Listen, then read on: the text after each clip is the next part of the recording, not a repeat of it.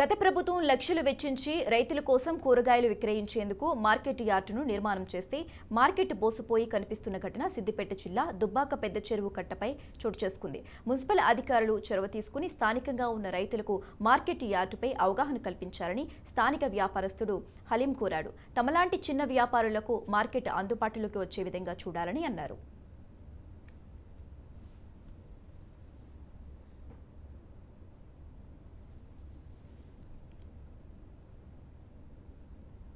కట్టి కూడా దగ్గర 2-3 సంవత్సరాలు అవుతుంది కానీ నిరుపయోగంగా ఉన్నాయి. చూడండి మీరు, ఒక్కటి కూడా ఉపయోగంలో లేదు.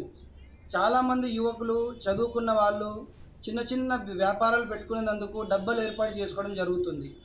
మున్సిపల్ అధికారులు దీనిపై కొంచెం చర్యలు తీసుకోవాలి. దీనిపై కొంచెం స్పందించి ఇలాంటి నిరుపయోగం ఉన్న షట్టర్లను ఉపయోగంలోకి తీసుకొచ్చి ఎవరైతే పేదవాళ్ళు ఉన్నారో అబ్బాయిలు వాళ్ళకి షట్టర్లు కేటాయించాలి.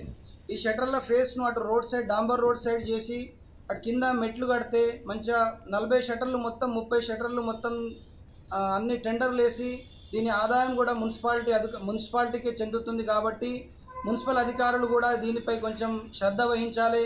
గౌరవ ఎమ్మెల్యే గారు కానీ ఎంపీ గారు కానీ ఇలాంటి నిరుపయోగం ఉన్న షట్టర్లను ఉపయోగంలో తీసుకొచ్చి చిన్న చితక బిజినెస్లు చేసుకునే వాళ్ళకి ఈ షట్టర్లు కేటాయించాలి.